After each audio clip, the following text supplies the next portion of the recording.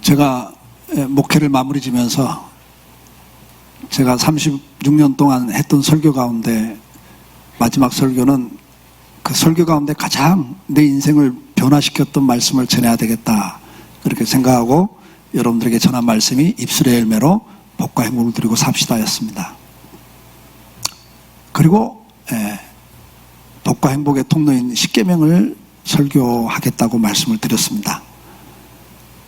오늘은 이제 첫 번째 계명을 설교할 시간인데 제가 1계명에서 4계명까지를 함께 설교를 합니다. 그 이유는 제가 여러분들에게 설교할 기회가 이제는 별로 없다는 생각이 들어서입니다.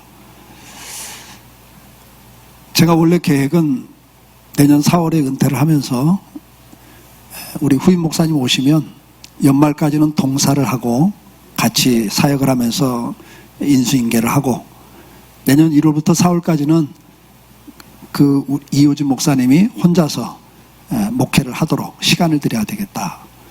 그러다가 혹시 또 이렇게 시행착오가 있거나 하면 제가 도와줘야 되겠다. 제가 은퇴하고 난 다음에 시행착오가 생기면 힘들거든요. 그래서 그런 시간을 좀 드려야 되겠다 하는 생각을 가지고 있었습니다. 그런데 제 마음에 연말까지 제가 시무사면을 해야 되겠다 하는 생각을 갖고 일정을 좀 조정을 합니다. 11월 첫째 주에 우리 이호진 목사님이 오셔서 사역을 시작하시는데 제가 주중에 좀 도와드리려고 합니다. 인수인계를 해야 되기 때문에요. 근데 지금 다음 주는 제 원로 추대 투표가 있어서 제가 설교를 하지 않습니다. 지난주도 우리 후임 목사 청빙 투표가 있었기 때문에 제가 설교를 하지 않았습니다. 혹시 제가 호불호를 표현할 수 있고 그렇지 않다 할지라도 오해를 할 수 있기 때문에 제가 강단에 쓰지 않았고 일부예배 드리고 제가 집에 들어가 있었습니다. 다음 주도 역시 마찬가지입니다. 또 제 문제이기 때문에 제가 강단에 서지 않습니다. 대리 당회장이 오셔서 설교를 하십니다. 그러고 나면 둘째 주는 제가 미국 집회를 갑니다. 그래서 둘째 주, 셋째 주 2주간 제가 2달 전부터 이미 다른 목사님에게 강단을 부탁을 드렸습니다. 그리고 이제 마지막 주, 10월 마지막 주 한 주가 있는데 지금 제 생각에 제가 설교를 해야 될까 아니면 맡길까 생각 중입니다. 그리고 이제 11월 첫째 주가 되면 우리 이호진 목사님께 모든 걸 맡기고 혼자 해보도록 시간을 드려야 될 것 같습니다. 그래서 대신 동사하는 시간은 빠지고 혼자 할 수 있는 시간을 좀 드려야 될 것 같습니다. 2달 동안 혼자 해보시면서 또 어떤 시행착오나 어려움이 있다면 제가 그때는 도와드려야죠. 그러나 제가 은퇴를 하고 돕겠다고 나서는 것은 아닌 겁니다. 그래서 한 2달 시간을 드려야 되겠다 하는 생각을 갖고 계획을 하고 있습니다. 그러다 보니까 제가 10계명을 다 설교할 수가 없을 것 같아서 오늘 1계명에서 4계명까지 설교하게 됐습니다. 여러분들 이제 우리 이호진 목사님이 오시면 목회를 하게 됩니다. 지금까지는 강성교회 담임 목사로 이철호 목사를 하나님이 세우셨고 저를 통해서 이 교회에 은혜를 주셨습니다. 이제 이호진 목사님이 오시면 하나님은 그분을 통해서 일하실 겁니다. 목사라는, 담임 목사라는 포지션 때문에 주는 은혜가 있습니다. 우리 장로님들 다 귀하시죠. 그러나 장로님들 직장 생활하고 사업하시면서 하루에 1시간 이상 기도하는 거 쉽지 않습니다. 그러나 목사는 삶이 목회입니다. 그래서 하나님께서는 그 목사를 통해 주시는 은혜와 깨달음이 있습니다. 그래서 당회를 해도 장로님들이 100% 다 이렇게 합시다 그래도 담임 목사가 그건 성경적이지 않습니다. 혹은 하나님 뜻이 아닌 것 같습니다라고 반대를 하면 통과가 안 됩니다. 그만큼 담임 목사에게 준 하나님의 은혜가 있기 때문이라고 헌법에서도 그걸 반영하고 있는 겁니다.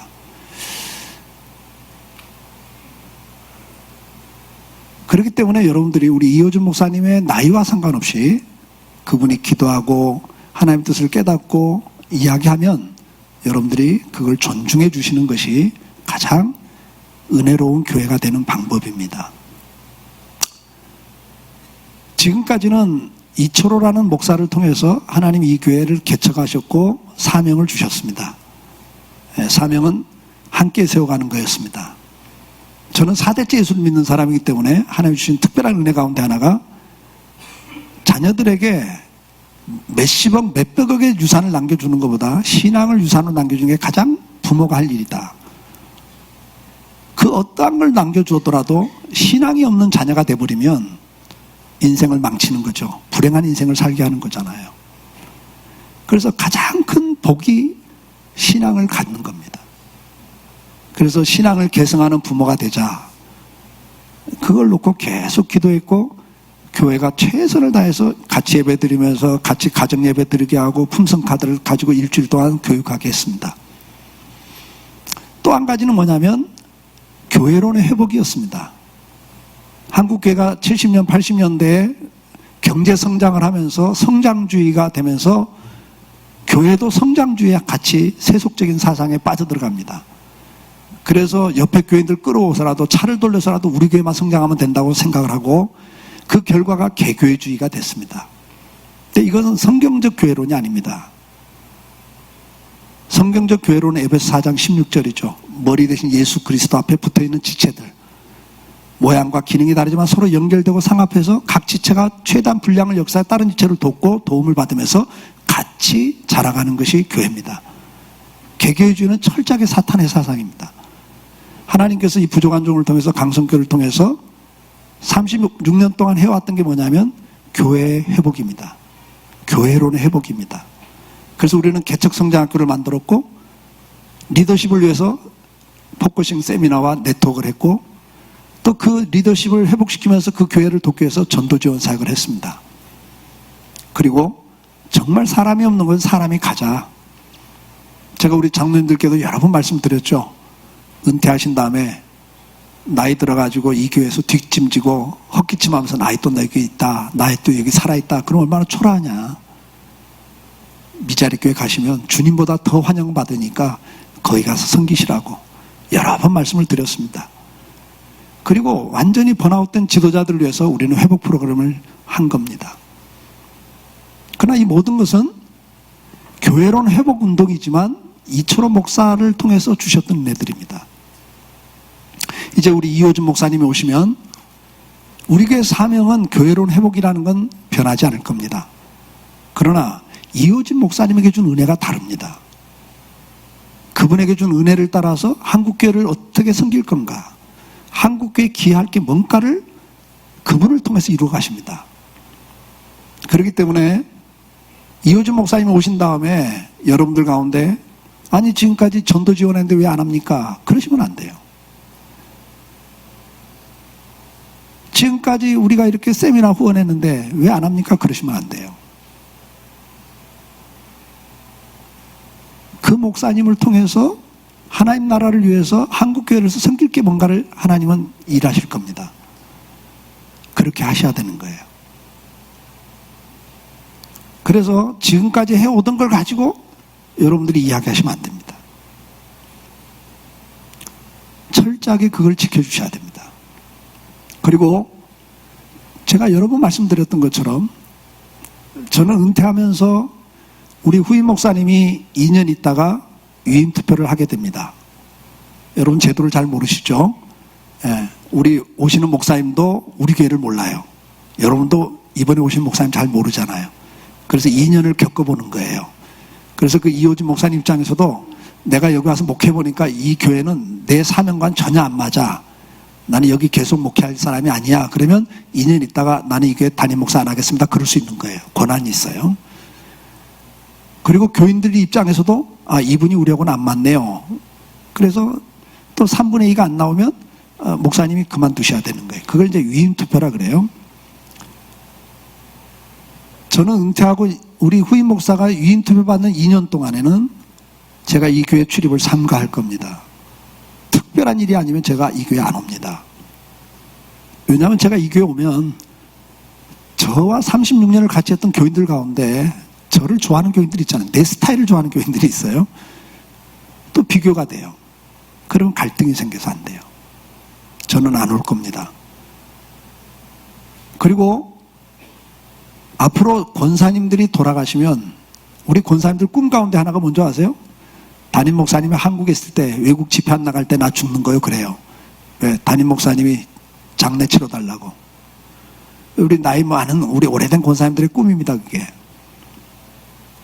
돌아가시면 저한테 장례 집례를 부탁할 겁니다. 그러나 새로 오신 후임 목사님이 허락지 않으면 저는 안 옵니다. 후임 목사를 통해서 허락을 받으셔야 됩니다. 저한테 유아 세례 받고 자란 아이들이 결혼 주례 부탁을 합니다. 그것도 역시 담임 목사를 통해서 저한테 부탁을 하셔야 됩니다. 담임 목사님이 허락지 않으면 저는 안 올 겁니다. 그만큼 이제는 담임 목사님 중심으로 가셔야 됩니다.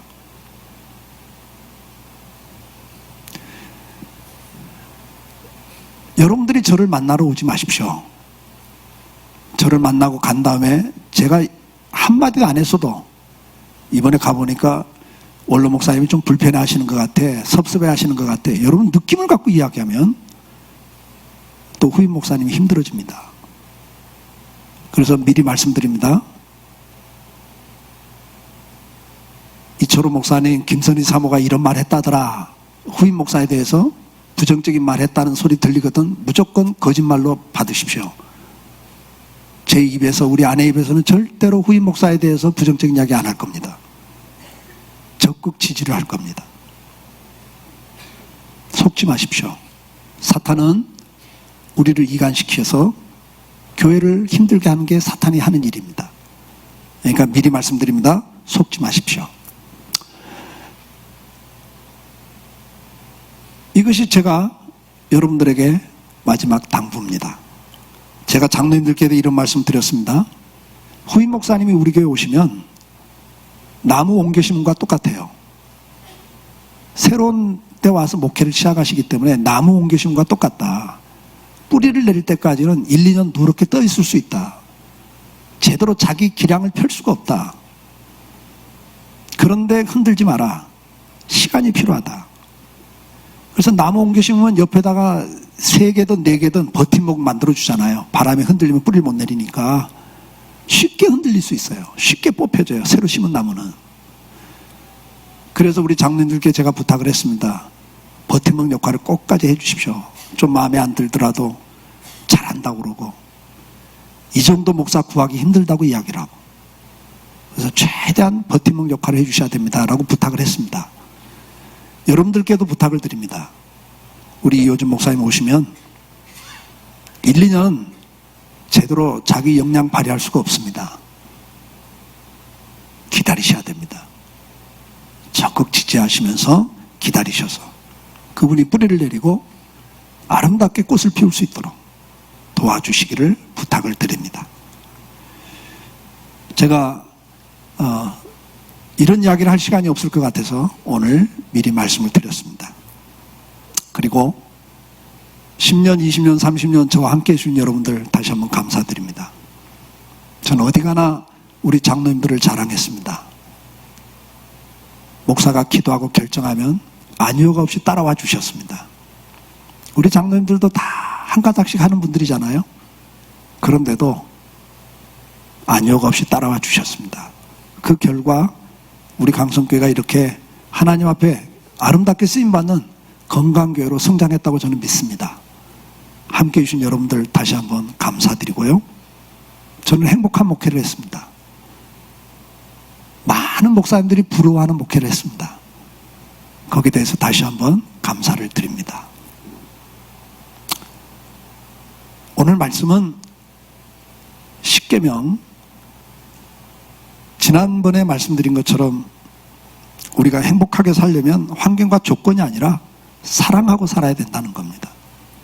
아무리 환경이 바뀌어도 내가 원하는 조건을 충족시켜도 사람은 만족이 없고 허무해진다고 말씀을 드렸습니다. 전도서를 통해서 우리는 그걸 봤습니다.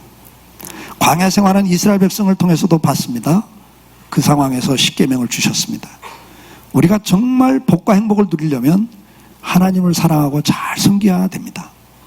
그리고 오늘 말씀에 있는 것처럼 내 옆에는 부모를부터 시작을 해서 내 이웃을 사랑하고 내 몸처럼 사랑하고 잘 섬길 때 그 사람의 인생에 복이 오고 행복해진다고 성경은 가르쳐주고 있습니다. 사람은 죄가 들어옴으로 말미암아 타락을 했죠.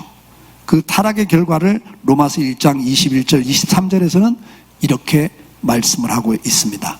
같이 읽어볼까요? 하나님을 알되 하나님을 영화롭게도 아니하며 감사하지도 아니하고 오히려 그 생각이 허망하여지며 미련한 마음이 어두워졌나니 스스로 지혜 있다 하나 어리석게 되어 썩어지지 아니하는 하나님의 영광을 썩어질 사람과 새와 짐승과 기어다니는 동물 모양의 우상으로 바꾸었느니라. 이게 타락한 인간의 모습입니다. 생각이 허망해지고 미련한 마음이 어두워졌다. 스스로 지혜 있다고 생각하지만 어리석게 되어 썩어지지 않은 하나님의 영광을 그런 짐승의 모습 모양들로 바꿔놨다. 시편 14장 1절 3절 말씀 같이 읽어볼까요? 시편 맨 앞에 있는 구절이에요. 어리석은 자는 그 마음에 이르기를 하나님이 없다 하는도다. 그들은 부패하고 그 행실이 가증하니 선을 행하는 자가 없도다. 여호와께서 하늘에서 인생을 굽어 살피사 지각 있어 하나님을 찾는 자가 있는가 보려 하신즉 다 치우쳐 함께 더러운 자가 되고 선을 행하는 자가 없으니 하나도 없도다. 스스로 알아서 하나님을 찾고 하나님 앞에서 제대로 사는 자가 하나도 없다 그랬어요. 로마서에서는 이걸 의인은 없다 그랬어요. 의인이 없다. 하나도 없다. 한 사람도 스스로 하나님을 찾을 수 있는 인생이 없습니다. 그것이 타락한 결과죠. 시편 10장 4절에서는 타락한 인생을 이렇게 표현합니다. 같이 읽어봅시다. 악인은 그의 교만한 얼굴로 말하기를 여호와께서 이를 감찰하지 아니하신다며 그의 모든 사상에 하나님이 없다 하나이다. 뭐 하나님 있긴 뭐가 있어? 하나님 있는데 세상이 이렇게 돌아가냐? 사상이 그래요. 생각이 그래요. 하나님이 없다고 부정하고 삽니다. 그것이 타락한 인간의 모습들이죠. 그리고 하나님을 섬기는데 어떻게 섬깁니까? 로마서 1장 25절에 이는 그들이 하나님의 진리를 거짓 것으로 받고 피조물을 조물주보다 더 경배하고 섬김이라 그랬어요. 하나님이 우리에게 누리라고 주신 그 피조물을 조물주라고 섬기는 거예요. 그게 우상이죠. 앞에서 말하는 소를 섬깁니다. 야, 저는 그걸 보고 깜짝 놀랐어요. 젊은 대학생 같은데 아주 깔끔하게 입은 친구예요. 근데 그냥 소가 오줌 싸니까 그냥 뛰어들어오더니 그걸로 얼굴을 씻더라고요. 와, 인간이 그렇게 미련해져요. 시편 115장 4절 4절 8절에 보니까 그들의 우상은 은과 금이요 사람이 손으로 만든 것이라 그래서 같이 쭉 한번 읽어볼까요? 입이 있어도 말하지 못하며 눈이 있어도 보지 못하며 귀가 있어도 듣지 못하며 코가 있어도 냄새 맡지 못하며 손이 있어도 만지지 못하며 발이 있어도 걷지 못하며 목구멍이 있어도 작은 소리조차 내지 못하느니라. 우상들은 만드는 자들과 그것을 의지하는 자들이 다 그와 같으리로다. 사람이 이렇게 미련해져요. 이사야 44장에 보면 사람이 44장에 보니까 뭐라고 나오냐면 나무 하나를 가지고 땔감으로 삼는다. 불을 뗀다. 근데 그 나무 가지고 또 뭐래요? 가구도 만들고 그 나무를 가지고 신을 만들어서 그 앞에서 절을 한다는 거예요. 말이 안 된다는 얘기예요. 근데 그렇게 미련해지는 게 타락한 인간이다. 성경은 무슨 이야기를 합니까? 여러분들이 제사를 드리는 것도 그것이 고린도전서 10장 20절에 넘어가 보면 제사 드리는 것이 뭐라고 그랬어요? 귀신에게 하는 거다. 귀신을 섬기는 거다 그랬어요. 귀신과 교제하는 거다 그랬어요. 하나님을 잃어버린 인생은 허무한 것에 굴복하고 그걸 섬기고 복과 행복을 추구하지만 그 복과 행복을 누리지 못하고 오히려 더 불행한 인생을 살게 돼 있습니다. 하나님 우리에게 말씀합니다. 1계명이 다른 거 아닙니다. 하나님만 신이다 이거예요. 하나님만이 섬겨야 될 유일한 신이다. 이사야 44장 6절 말씀 이스라엘의 왕인 여호와 이스라엘의 구원자인 만군의 여호와가 이같이 말하노라 나는 처음이요 나는 마지막이라 나 외에 다른 신이 없느니라 그렇게 말씀을 합니다. 사랑하는 성도 여러분, 하나님만이 신이십니다.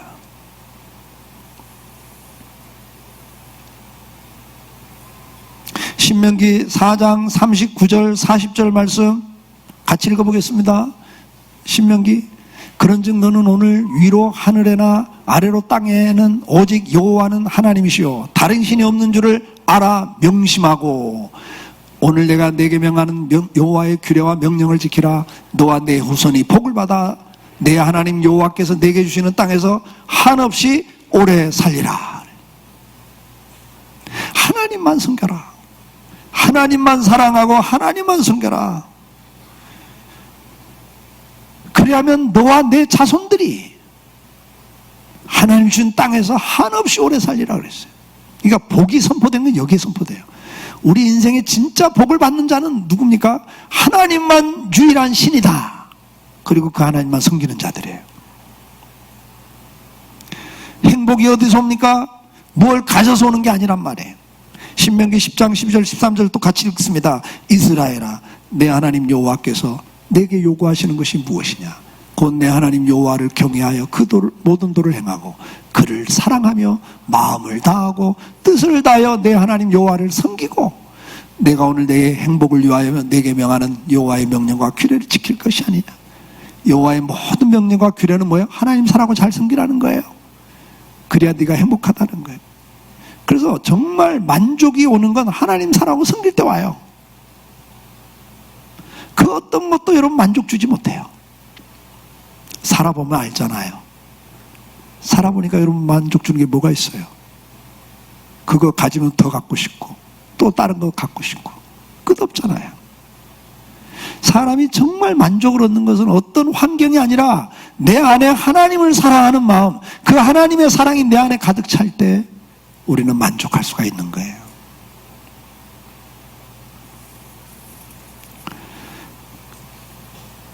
그게 1계명입니다. 여호수아 24장 14절 15절 말씀 같이 읽습니다.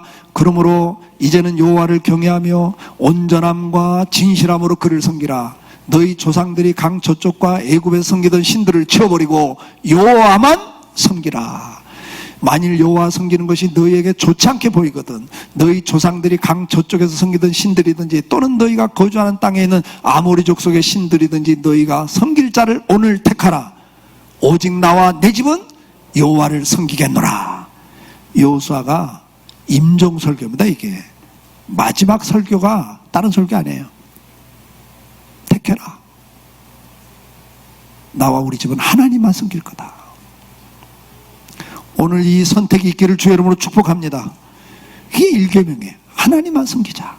하나님만 섬겨라. 2계명이 뭡니까? 너를 위하여 우상을 만들지 말며 그래요.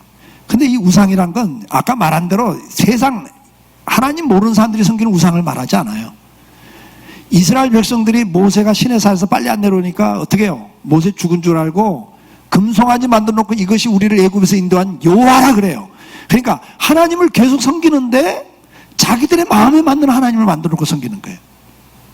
그걸 성경은 우상이라 그래요. 또 다른 우상입니다. 너를 위하여, 우리가 신앙생활하면서 나를 위해서 신앙생활하는 게 우상이에요. 하나님을 섬긴다 그러면서 나를 위해 섬겨요. 내 문제를 해결받기 위해서 하나님을 섬겨요. 1000배를 하는 게 있잖아요. 1000배, 1000배. 불교에 가면 불상 앞에 가서 1000번 절을 해요. 일어났다가 엎드리고. 여러분 100번만 넘어가도요 어지간한 사람 못해요. 근데 그걸 왜 해요? 정성을 들여서 자기 소원을 성취하기 위해서. 그것과 여러분들이 여러분을 위해서 하나님을 섬기는 게 똑같다는 거예요. 너를 위해 섬기는 건 우상이다. 예배를 드리면서도 내 만족을 위해서 드려요. 은혜 받았다 못 받았다가 중요한 기준이 되죠. 여러분 예배를 드리는 건 뭐야? 하나님께 영광을 돌리고 감사를 드리고 찬양을 제대로 드릴 것인가가 초점이 맞춰져야 되는데 오늘도 은혜가 됐다 안 됐다 자기 중심으로 예배를 드려버려요. 봉사를 하면서도 얼마나 감사하고 감격하며 하나님을 향한 헌신을 하며 드릴 것인가 보다는 내가 얼마나 능력인가를 보여주는 기회로 알고 다른 사람들이 나를 어떻게 평가하는가에 대해서 더 관심을 갖고 봉사를 하는 것조차도 자기를 위해서 한단 말이에요. 디모데후서 2장 5절 말씀 같이 읽어볼까요? 경계하는 자가, 디모데후서 2장 5절, 경계하는 자가 법대로 경계하지 않으면 승리자의 관을 얻지 못할 것이며 그랬어요. 운동선수 예를 드는 거예요. 신앙생활을. 너희가 신앙생활을 그렇게 열심히 하는데 법대로 하지 않으면 상이 없다. 운동선수가 법을 어기면 어떻게 되죠? 상을 못 받는 정도로 끝나는 게 아니라 페널티를 받아요. 경고를 받았던, 퇴장을 당하든, 아니면 벌금을, 아니면 선수 제명을 시키든. 지금 신앙생활을 이야기하면서 이 말씀을 하는 거예요. 너희가 신앙생활을 그렇게 열심히 한다고 그러지만 법대로 하지 않으면 상이 없는 게 아니라 그걸로 끝나는 게 아니라 페널티가 와요. 그래서 제가 부흥회 가면 이걸 꼭 따라서 하게 하는 말인데요. 옆에 있는 분을 보면서 한번 따라서 하세요. 신앙생활을 법대로 하세요? 멋대로 하세요? 그 질문을 하셔야 돼요. 신앙생활은 둘 중에 하나예요. 법대로 하냐, 내 멋대로 하냐.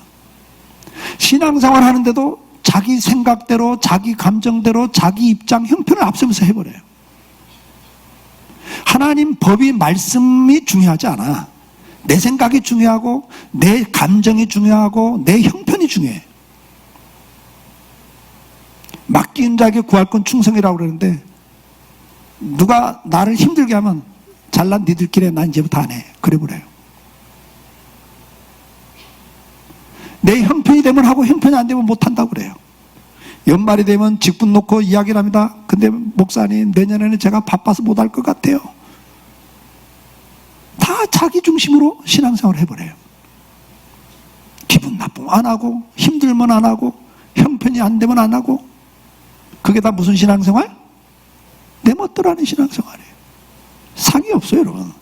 20년, 30년 신앙생활해도 상이 없습니다. 복이 없습니다. 그 이유가 뭐예요? 하나님을 위해서 섬기는 게 아니라 나를 위해서 하나님을 섬기는 거예요. 그게 이계명이에요. 그래서 이계명을 생각할 때는 나를 위해서 섬기냐, 하나님을 위해서 섬기냐, 그걸 키워드로 말하면 법대로냐, 멋대로냐로 생각하시면 돼요. 잊지 마십시오. 상계명은 뭡니까? 그 하나님을 섬기는 데 있어서 하나님만 섬기겠다, 하나님 중심으로 섬기겠다, 법대로 섬기겠다 그럴 때 그 섬기는 태도에 있어서 상계명은 여호와 이름을 망령 때 일컫지 말라 그래요. 망령 때 일컫는 자를 죄 없다 하지 아니하리라 그래요. 그건 무슨 말입니까? 하나님을 섬기는데 법대로 섬기더라도 하나님의 이름에 걸맞게 섬기라는 거예요. 하나님의 이름에 걸맞게. 이 망령 때단 말은 헛되다, 허무하다, 또 가치 없게 여기다, 뭐 여러 가지 의미가 있지만 무익하다, 허망하다, 허탄하다, 공허하다. 근데 가볍게 여긴다는 단어도 있어요. 그러니까 하나님의 이름을 가볍게 여기는 것을 죄 없다 하지 않는다. 죄다 그렇게 말씀하는 거예요. 시편 29장 2절 말씀 같이 읽어볼까요? 여호와께서 그 이름에 합당한 영광을 돌리며, 여호와께 그 이름에 합당한 영광을 돌리며 그랬어요. 합당한 영광을 돌려야 돼요. 말라기 1장 6절로 7절 말씀 같이 읽어볼까요? 내 이름을 멸시하는 제사장들아, 나 만군의 여호와가 너에게 이르기를, 아들은 그 아버지를, 종은 그 주인을 공경하나니 내가 아버지일진데 나를 공경함이 어디느냐, 내가 주인일진데 나를 두려움이 어디느냐 하나 그랬어요. 세상에서도 부모는 공경하고 종은 주인을 두려워하는데 너희는 나를 공경하지도 않고 두려워하지도 않는다. 그러니까 이스라엘 사람들이 뭐라고 말해요? 우리가 어떻게 주의 이름을 멸시하였나이까 하는도다. 너희가 더러운 떡을 나의 제단에 드리고도 말하기를 우리가 어떻게 주를 더럽게 하였나 하는도다. 이는 너희가 여호와의 식탁을 경멸히 여겼을 것이라 말하기 때문이라 그랬어요. 그러니까 하나님 앞에 드리는데 흠없는 걸 드리라는데, 흠없는 양은 경제적 가치가 있잖아요. 재산 가치가 있잖아요. 그러니까 어차피 가서 제물로 죽일 건데 뭐, 그러니까 병든 거, 좀 찌질한 거, 요거 제물로 바치겠다는 거예요. 그러니까 예배도 내가 시간 나면 드리고 시간 없으면 못 드리고, 그죠? 11조도 내 형편되면 하고 형편 안 되면 안 되고. 그러니까 하나님의 이름에 걸맞게 해야 되는데 네가 나를 지금 멸시하고 있다 그런단 말이에요. 레위기 19장 12절 말씀 같이 읽겠습니다. 너희는 내 이름으로 거짓 맹세함으로 내 하나님의 이름을 욕되게 하지 말라. 나는 여호와니라. 하나님의 이름을 거짓 맹세로 욕되게 한다 그랬어요. 무슨 말입니까? 하나님의 이름을 걸고 자신의 유익을 추구하는 행위, 하나님의 이름을 이용하여 자기 생각을 주장하는 행위들, 하나님의 이름을 이용하여 농담하는 행위들, 하나님을 향하여 원망하고 능멸하는 행위 등 수많은 부분에서 하나님의 이름을 가볍게 취급하는 거예요. 그러면 그 하나님의 이름을 가볍게 취급한다는 게 뭔가? 하나님 이름의 대표적인 이름이 2500번 이상 사용된 이름이 엘로힘이라는 단어입니다. 전능하신 분이라는 단어인데, 이 단어의 뜻은 뭐냐? 하나님은 창조주입니다. 그리고 마지막 심판주입니다, 이 말이에요. 근데 네가 정말 나를 섬긴다고 하는데 나를 창조주, 너의 인생의 주인으로 섬기냐? 내가 너를 심판하는 심판주로 네가 나를 섬기냐? 그 말이에요. 2500번 이상 사용되는 단어가 엘로힘인데 7000번 이상 사용되는 단어가 야훼라는, 우리 성경에는 여호와라는 단어예요. 이건 스스로 있는 자라는 단어인데, 이 단어의 핵심은 뭐냐? 하나님이 오늘도 생사복을 주관하는 주권자다. 제가 여러분들한테 목회하면서 이 하나님만 잊지 마세요라고 말했던 세 가지가 뭐예요? 하나님은 나의 인생의 주인인 창조주입니다. 그 다음에 내 생사복을 주관하는, 오늘도 내가 살고 죽는 거, 잘되고 잘못되는 생사화복이 당신 손에 있습니다는 주권자입니다는 고백, 마지막으로 내 인생을 심판하실 심판주입니다. 우리가 하나님 그럴 때 잊어버리면 안 될 게 창조주입니다예요. 근데 창조하고 끝나냐? 아니에요. 오늘도 내 생사복을 주관하시는 거예요. 제가 오늘 2부에 때 학생들한테 그랬어요. 너희들 암만 스펙 쌓아도 하나님 복 안 주면 인생 복되지 않는다. 너희들 아무리 스펙이 모자라도 하나님이 들었으면 인생은 복되게 돼 있다 그랬어요. 아멘입니까? 아무리 큰 소리 쳐도 오늘 밤 부르시면 가요. 잘난 척할 거 하나도 없는 게 인생이에요. 그걸 믿냐 그 말이에요. 그래서 그분이 세상을 만드신 전능하신 창조주라는 사실을 알고 거기에 걸맞는 자세를 갖고 하나님을 섬기는가? 그분이 지극히 높으신 분임을 알고 그 앞에 순종과 복종으로 겸손히 엎드리는가? 여러분이 불순종을 하는 건 하나님의 이름을 무시하는 거예요. 하나님 주인, 에이 내가 알아서 해요. 내 생각대로 살 거예요. 하나님 제대로 섬기는 게 아니라는 거죠. 그분이 공의로운 심판주이심을 알고 두렵고 떨림으로 하루하루 내 인생을 살아가고 있는가? 그분이 전지전능하시며 무소부지하신 하나님임을 알고 항상 불꽃 같은 눈으로 우리 인생을 감찰하시는 하나님을 알고 거기에 걸맞게 살고 있는가 그 말이에요. 하나님은 만월의 여김을 당하지 않는다 그랬어요. 속지 않는다 그 말이에요. 여러분들 아무리 그럴듯하게 말해도 하나님은 속지 않아. 사람은 속지만 나는 안 속아 그래요. 하나님은 불꽃 같은 눈으로 뭘 보세요? 세상 법정에서는 행위를 봅니다. 그러나 하나님은 언행 심사를 본다 그랬어요. 네가 말한 것, 행동한 것뿐만 아니라 마음과 생각까지 다 감찰하고 심판한다 그랬어요. 그걸 알고 하루하루 살면서 언행 심사를 두렵고 떨림으로 살아가고 있는가? 그렇지 않고 아나무인으로 살아간다는 이야기는 뭐예요? 하나님을 네가 망령때 이끌고 있다. 네가 나를 섬겨? 아니다 너. 그렇게 말씀하시는 거예요. 그분이 내 인생의 생사복을 주관하시는 분임을 알기에, 내 목자 되시는 분임을 알기에, 나와 항상 함께 하는 분임을 알기에 그분 앞에 내 인생을 맡기고 순종하고 따라가는가? 그분을 믿고 신뢰하고 기뻐하는가? 그분이 우리 인생의 문제를 치료하시며 은혜를 베푸시는 사랑과 긍휼이 풍성하시는 하나님을 알고 은혜 보좌 앞에 나가는가? 내 인생의 문제를 당할 때 그 문제와 씨름을 하고 있는가? 아니면 그 문제를 가지고 생사복을 주관하신 주권자 앞에 가지고 나가는가? 이걸 보고 하나님은 너를 나를 제대로 믿고 있구나. 너를 나를 제대로 대접하고 있구나. 근데 내 인생 문제 내가 씨름하고 있으면 너 말로는 내가 주인이고 생사복을 주관하는 주권자라고 하지만 너는 나를 안 믿고 있다. 너를 나를 제대로 대접 안 하고 있다. 그러신다는 거예요.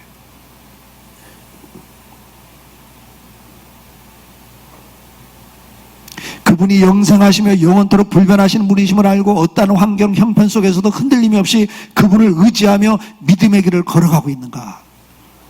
정말 어떤 상황에서도 흔들리지 않고 믿음으로 가고 있을 때 야, 네가 나를 제대로 믿고 섬기는구나 그러는 거예요. 그런데 흔들리고 있으면요, 야, 너는 아직도 나를 제대로 인정하지 않고 있구나. 내가 생사복을 주관한다면서 근데 너 아직 나를 제대로 의지하지 않네. 그게 뭐야? 네가 나를 제대로 인정하지 않는구나. 그러시는 거예요. 사랑하는 성도 여러분, 두렵고 떨림으로 그분을 섬겨야 됩니다. 1계명은 하나님만 섬겨라. 2계명은 너를 위해서 하나님 섬기지 말고 하나님을 위해서 하나님을 섬겨라. 3계명은 뭐예요? 그 이름에 걸맞게 언행심사를 주님 앞에서 살아가라. 그 말이에요. 4번째 계명은 안식일을 기억하고 거룩히 지켜라예요. 무슨 말이냐? 하나님만 섬긴다는 거. 주일이 됐을 때 누가 뭐라고 해도 나는 하나님만 섬깁니다 하는 게 예배드리러 오는 거예요. 사업이 바쁘고 누가 중요한 만남이 있지만 하나님, 그것은 다 중요하지 않아요.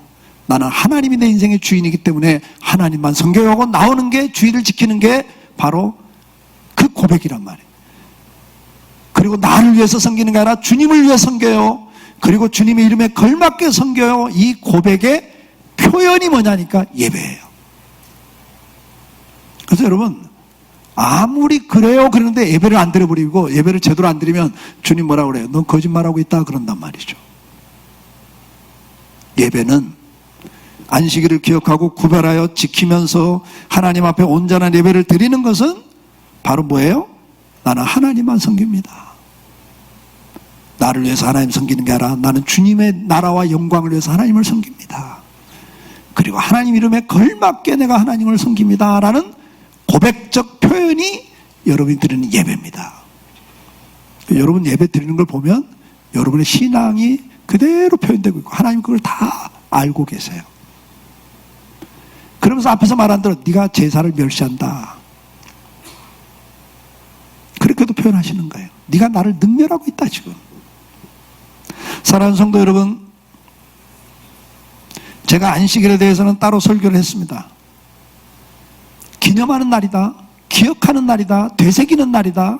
기념 절기는, 다른 절기는 1년에 한 번 주지만은 안식일은 일주일마다 줬어요. 왜요? 자꾸 잊어버리고 사니까 일주일마다 리마인드 하라는 거예요. 다시 생각하라는 거예요. 다시 기억하라는 거예요. 뭘 기억하라고요? 10계명이 신명기와 출애굽기에 기록되는데 신명기에서는 창조를 기념하라 그래요. 출애굽기는 창조를 기념하라. 그래서 하나님이 오늘도 내 인생의 주인입니다를 고백하는 게, 주일마다 나올 때마다 그거 고백하면서 나오셔야 돼요. 내가 오늘 다른 일이 많지만 오늘 내가 주님이 내 인생의 주인이기에 주님을 섬깁니다, 이 고백이에요. 두 번째 고백이 뭡니까? 신명기에서는 우리를 구원하신 걸 기억하고 지키라 그래요. 그래서 이날은 내가 구원받은 백성으로, 거룩한 백성으로 구별된 삶을 살겠습니다. 그리고 나를 구원하신 주님께 찬송과 영광과 감사를 드립니다. 그래서 나와서 찬양하고 감사하고 예물 드리고 하는 거예요. 세 번째가 뭘 기념하라고 그랬어요? 뭘 기억하라고 그랬어요? 영원한 안식을 기억하는 날이다 그래요. 일주일 동안 살다 보면 세상에 눈에 보이는 것에 마음 뺏겨. 노아 시대와 소돔과 고모라 시대처럼 먹고 마시고 시집가고 장가가고 사고 팔고 하는 그 일상적인 삶의 마음 다 뺏기고 주님 오신 날도 잊어버리고 산단 말이에요. 노아 시대처럼, 소돔과 고모라처럼. 그래서 안식일을 지킬 때마다 또 기억해야 돼요. 맞아요, 주님 이건 내가 잠깐 있다 가요. 오늘 밤이라도 주님 부르시면 가야 되는데 내가 여기 또 마음 뺏기고 살았네요.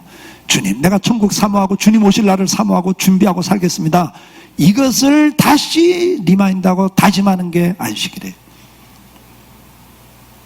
그리고 앞에서 말한 그 모든 4계명까지 3계명까지 모든 걸 표현하는 게 안식일을 기억하고 예배하는 거다. 꼭 기억하십시오. 결론입니다. 인간은 타락한 결과 마음과 생각과 말과 행동 모든 부분이 어리석어졌고 허탄해졌습니다. 하나님만 사랑하고 섬기며 사는 것이 복과 행복임을 잃어버리고 대신 허무하고 허탄한 것들을 추구하고 살면서 결국은 인생이 황폐해지고 불행해집니다. 하나님만 섬기고 살아야 인생은 복되고 행복하게 됩니다. 그 어떤 것도 우리에게 만족과 행복을 주지 못합니다. 동시에 하나님을 섬기면서도 하나님 중심으로 섬겨야 됩니다. 하나님을 섬긴다고 하면서도 내 중심으로 섬기는 것, 내 멋대로 하는 신앙생활, 내 생각, 내 주장, 내 감정, 내 입장, 내 형편을 앞세우고 하는 신앙생활은 하나님이 금하셨습니다. 그게 네가 우상을 섬기고 있다 지금. 내 중심이 아니라 하나님 나라와 영광을 위해서 우리는 하나님을 섬기고 살아야 됩니다. 동시에 그분의 이름에 걸맞게 섬기셔야 됩니다. 그분은 나의 창조주 주인으로 섬기셔야 됩니다. 내 생사를 주관하시는 주권자로 알고 모든 삶에서 그분을 의지하고 믿고 살아야 됩니다. 뿐만 아니라 그분이 심판주임을 생각하면서 내 언행심사를 조심하고 하나님 앞에 두렵고 떨림으로 하루하루를 살아내는 것이 하나님 이름을 걸맞게 그분을 섬기는 것입니다. 마지막으로 이 모든 것의 최고의 표현은 예배를 통해서 표현되는 겁니다. 제가 수없이 했던 이야기죠. 예배에 성공하셔야 인생이 성공합니다. 예배를 실패하시면 여러분 인생 실패합니다. 담임 목사로서 마지막 당부입니다. 하나님만 사랑하고 섬기십시오. 그리고 이왕 하는 것 제대로 섬기고 살기를 축복합니다. 상 받는 신앙생활, 하나님 주신 복과 행복을 누리고 사는 아름다운 삶을 살다 가시기를 주의 이름으로 축복합니다. 기도하겠습니다.